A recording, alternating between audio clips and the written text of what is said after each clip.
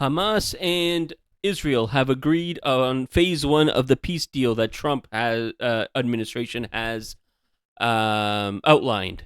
Today, let's talk about that and see what's going on with the peace deal, and talk about some not so great things happening after the peace deal has been agreed upon. Um, as always, thank you for joining the Tungsten Wire. Please do like and subscribe and leave a comment below. And let's get into this today. So yeah, they've agreed to a peace deal. The terms aren't favorable to Palestinians, obviously, but there are some good things coming out of this, but some not so great things as well happening right now, and we'll talk about all of that right now. So first and foremost, let's talk about what's going on. Right now, the Israeli government has approved the first phase of the deal, while Hamas's chief negotiator says he has received guarantees from the U.S. and other mediators that the first phase will lead to a lasting, permanent end to the war in Gaza. President Trump says Israeli captives will be released from Gaza on Monday or Tuesday as part of the ceasefire and captive exchange deal between Israel and Hamas. Despite news of the deal, this is one of the terrible things. Israel has continued its attack on the Strip, including an airstrike on a house in Gaza City that killed at least 4 Palestinians and injured dozens more. We know now that it's almost, this was 3 hours ago, we know now that's almost up to 50 people dead in the bombing. We'll talk more about that later. Now, why are they going into a ceasefire deal now? Finally, well, first Trump finally, used his strong arming capabilities that Biden had and Trump had from the beginning to tell Netanyahu that enough is enough. But also Netanyahu has realized that Israel has this war since October 7th, and we're calling it a war. It is a genocide, right? This genocide, the Israeli aggression against Gaza since October 7th, has cratered their favorability in the globally. It has cratered them globally. You have to understand, the West and most of the world, not including the global South. The global South, they've been victims of colonialism. They've been victims of Western expansion and Western aggression. So they understand, they understand what the Palestinian plight, right? The Irish who are in the West, they understand the Palestinian plight.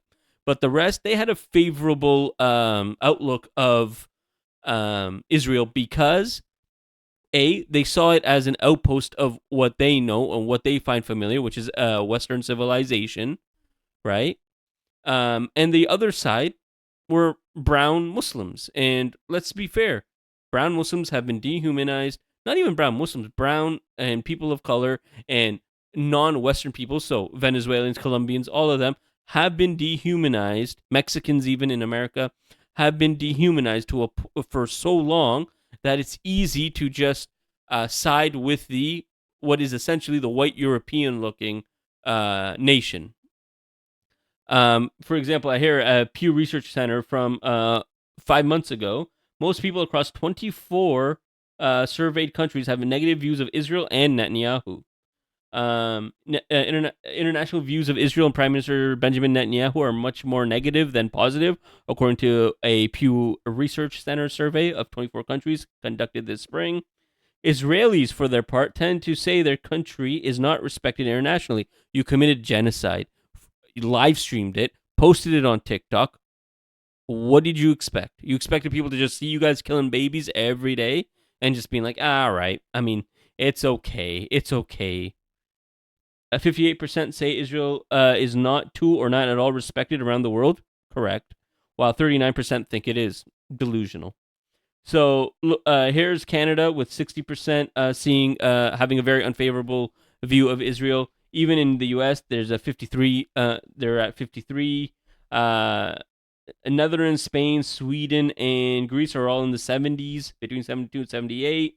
Italy, Germany, France, Poland, UK, all in the 60s. We've got Hungary at 53. Indonesia, like all these countries except for India and Argentina, I believe, right? India, Argentina, and Nigeria. Nigeria was a bit surprising to me, but especially because they keep talking about the Christian genocide going there, making it sound like it's this, hellhole controlled by Muslim, militant terrorist groups, when that's not what's happening, by the way. Anyway, so India, the Hindutva control of that country has exacerbated the Islamophobia that goes throughout it. And that's not to say that all Indians are Islamophobic. Definitely not. But the Hindutva leadership and the majority of their supporters are. Nigeria 32%, Argentina 40. Is that 49 or 46? I can't even see. But whatever it is, it's pretty it's almost at 50% anyways. It's pretty high compared to what Israel normally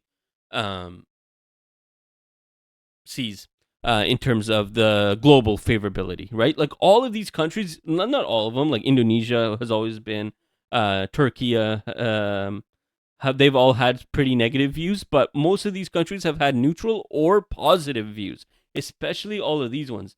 Germany, Italy, Greece, Sweden, they all had Greece not so much, but all the other ones had Spain not so much either. But a lot of these ones did have, like UK, Poland, Netherlands, Sweden, they all had a generally positive view of, or at least neutral view of Israel. And that's been cratered with this genocide. Now, another thing that we need to worry about is how reliable the other side is, right? So there's Palestinians on one side, and on the other side, there is Israel. And we know that they are not reliable. Ben Gvir has already announced his party will oppose ceasefire and hostage release deal. Far-right national security minister. See, this isn't just some guy. He's the national security minister, right? Itmar Ben Gvir says his Otzama Yehudit party will vote against the first phase of the ceasefire deal announced today, in which Palestinian prisoners will be released in exchange for all 48 Israeli hostages held in Gaza. There you go. We know that the hostages have not for a very long time been the what's the word here? They haven't been the objective anymore. They freeing them, getting them back, that hasn't been a priority to Israel, right? They became a tool to give them an excuse to commit genocide against the Palestinian people, and he doesn't want them back. Why doesn't he want them back? Well, it kind of gets hard to explain why you need to continue your genocide, first and foremost. And second off, he just doesn't want to give back the Palestinian prisoners. And we'll talk about the prisoners, because realistically, they're not prisoners. They are hostages. Let's talk about that. So, the Washington Post here says what we know and don't know about the ceasefire deal so far. So, the Israeli government has voted Thursday evening to approve the initial agreement with Hamas, signed earlier Thursday. Following the Israeli government's approval, a 24-hour countdown begins for a ceasefire to go into effect. After those 24 hours, Hamas will have 72 hours to release the living hostages. Here's the big one. Under Trump's framework, Israel would release 250 Palestinian prisoners serving life sentences and about 1,700 people detained in Gaza since October 7, 2023, including all women and children who were detained. The list of prisoners is still being finalized, Netanyahu's office said. Israeli strikes in Gaza continue Thursday. Now, that's another important thing. We'll go back to the kids in prisons, but let's talk about the fact that this happens all the time, right? It's precedent at this point. Every time they are close to a ceasefire deal, or it's about to be implemented, whether it's in Lebanon, whether it's in Gaza, they start bombing the crap out of the land, right? The people. They know that they have 24 hours left before the ceasefire begins, and they just continue to bombard it. It becomes hell on earth, right? It's already been hell on earth, right? Because it's a genocide, but it just gets worse. Like, ceasefires are happening. There was a group of people that were celebrating the ceasefire, and it got and they were bombed, and I think 54 of them were killed. Khalid Beydoun has the reporting if you want to go find him on Instagram. I'll link it in the description. And if I forget, leave a comment. Let me know that I forgot to link it, because sometimes I forget to put every single link because it slips my mind, which is not good, but it is what it is. and we'll talk about that a little bit after. But let's talk about these prisoners. Right here is nope, that's not it. This is it. This is B'Tselem. This is the human rights organization from Israel, within Israel. At the end of December 2024, the Israeli Prison Services was holding 113 Palestinian minors in detention or in prison on what it defined security grounds. At the time, the IPS was also holding 93 Palestinian minors for being in Israel illegally. And that is crazy, by the way. Israel being in Israel illegally, you are on their land illegally, whether it's the West Bank, Gaza.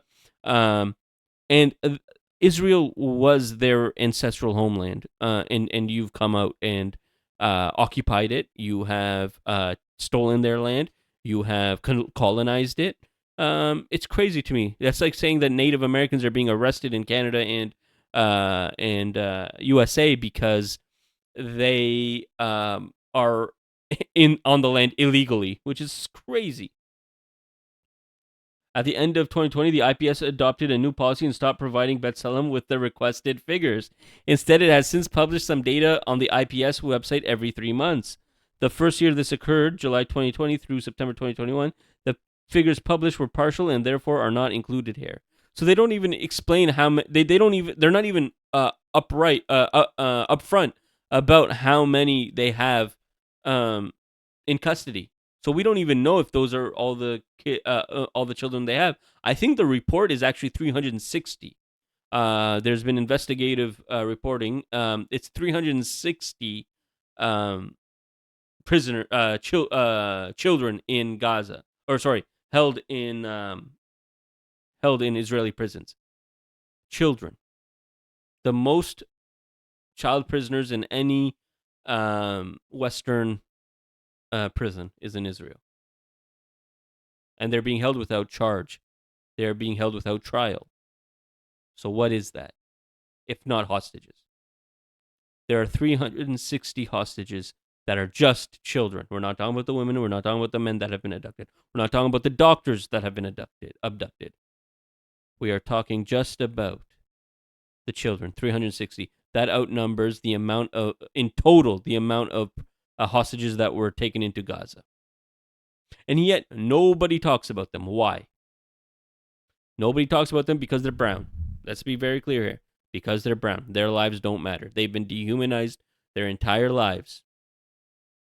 And when these kids grow up to become resistance fighters, why do we act shocked? Of course they become resistance fighters. They become resistance fighters to fight this so that the next generation doesn't have to go through what they did. And most would say that that's a noble cause. And don't look at that as me saying that the attacks on civilian villages on October 7th was noble or just or whatever.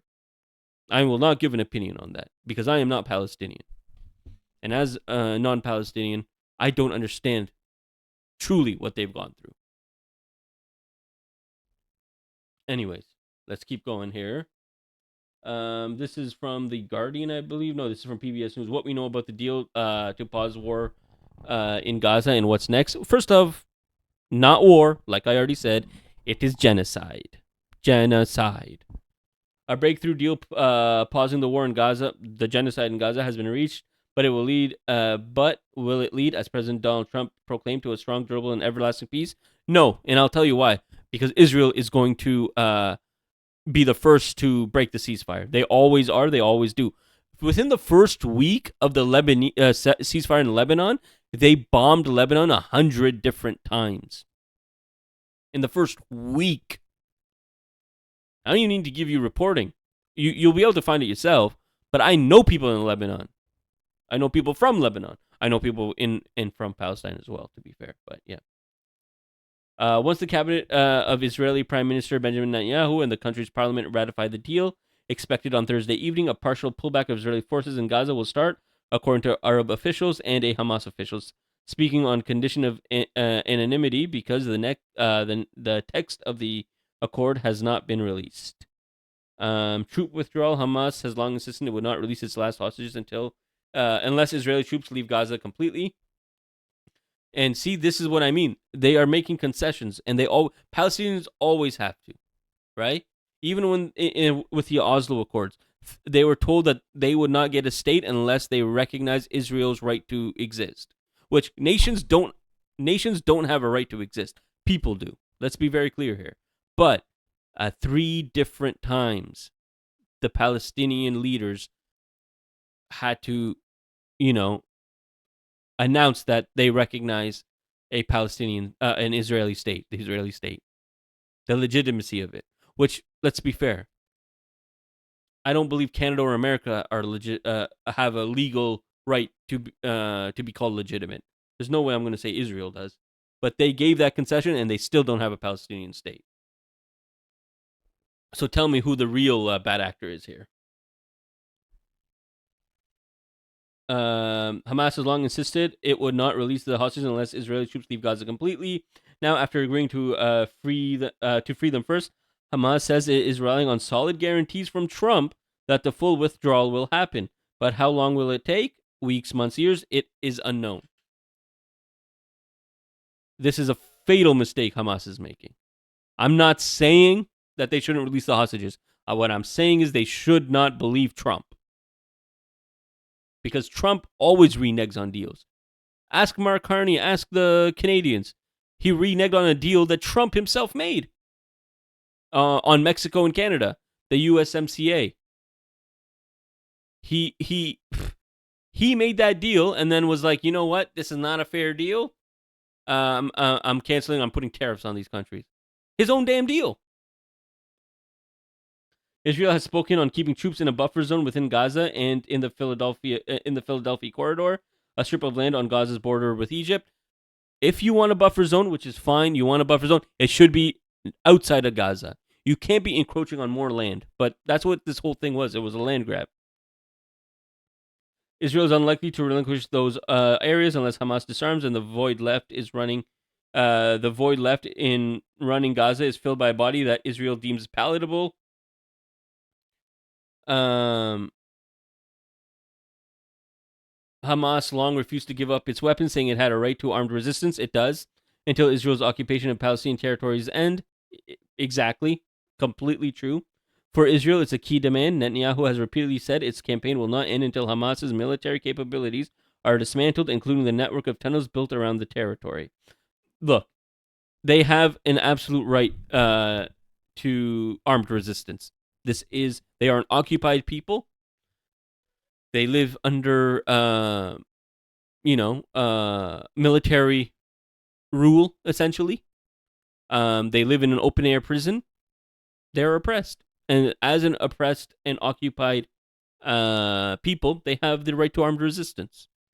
And giving up their weapons, I understand Hamas having to give up their weapons. I don't believe any of the other groups should have to.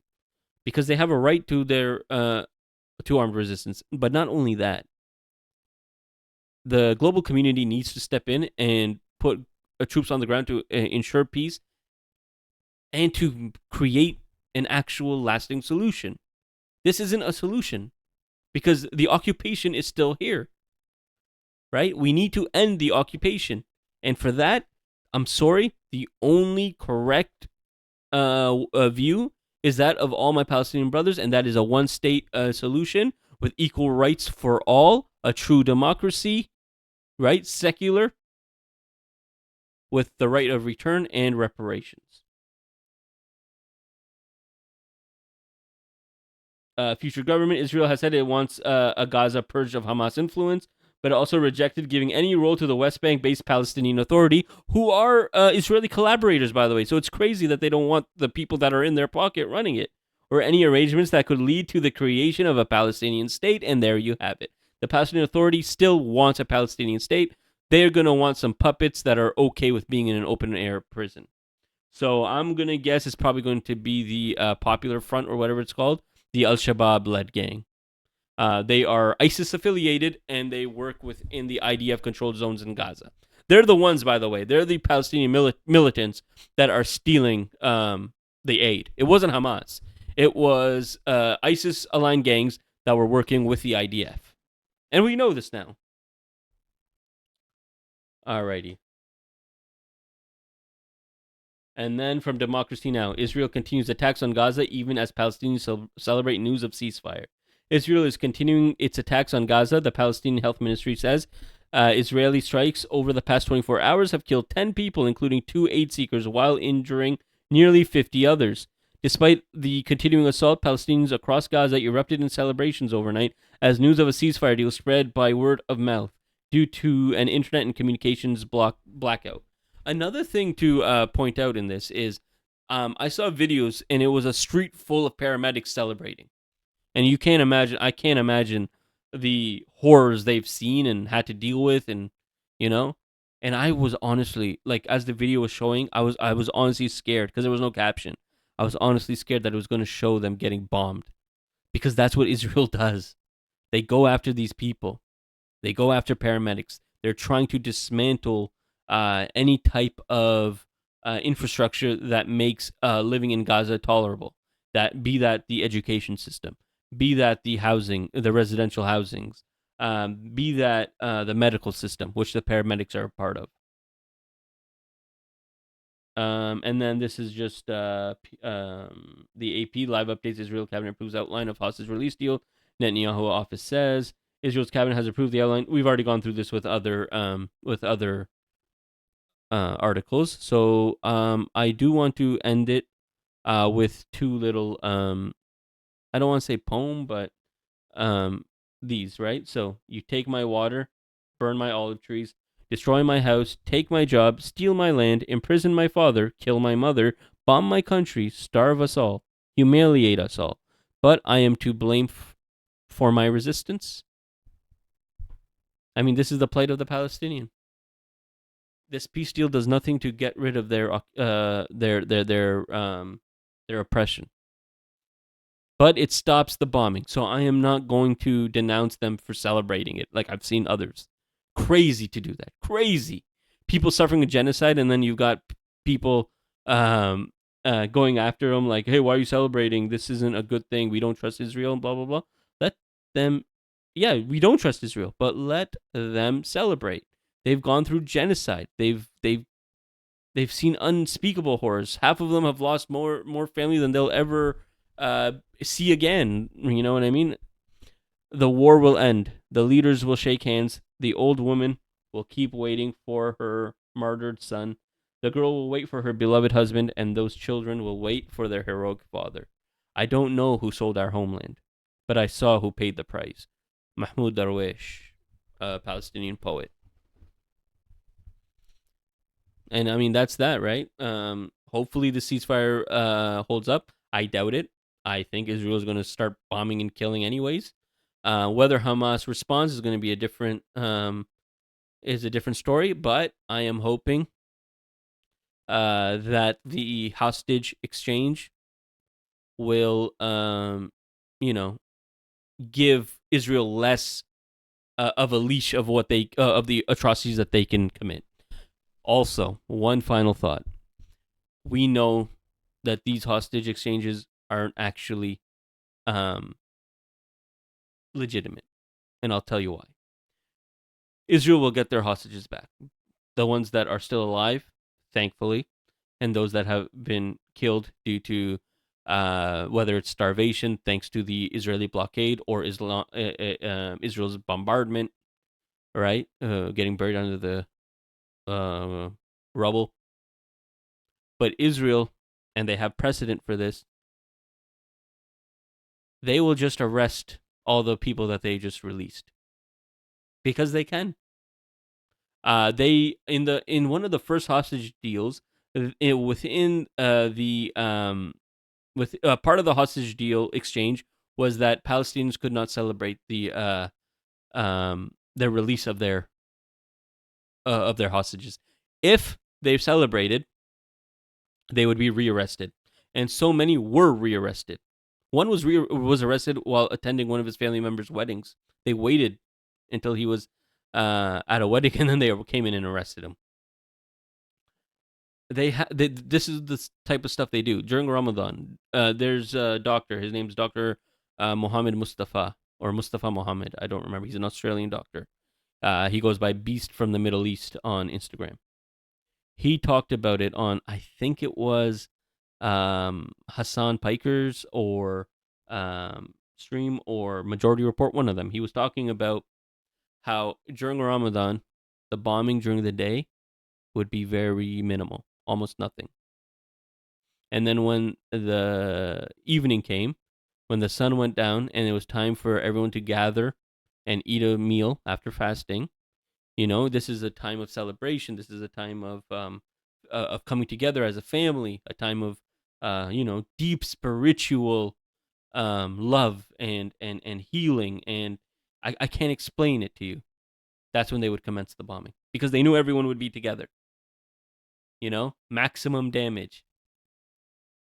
This is what Palestine for 75 years has had to negotiate against. These are the type of people. These are the type of organizations. These are the type of countries and its allies that they have had to negotiate against.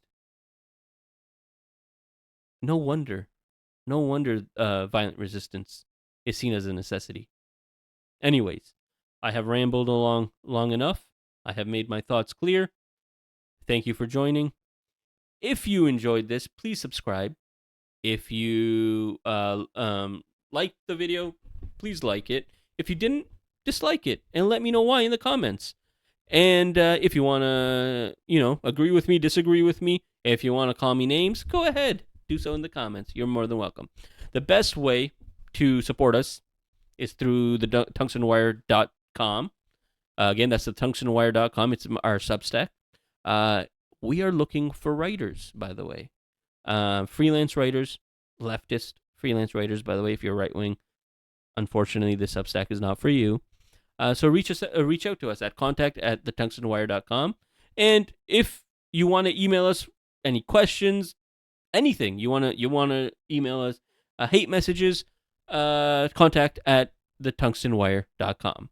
I'll put the email in the display, the description. Also, if you are going to send attachments, try to send pictures in the email because we don't open attachments for obvious reasons. Anyways, I'm going to let you guys go. Thank you for watching. Subscribe, like, comment, and peace be upon you.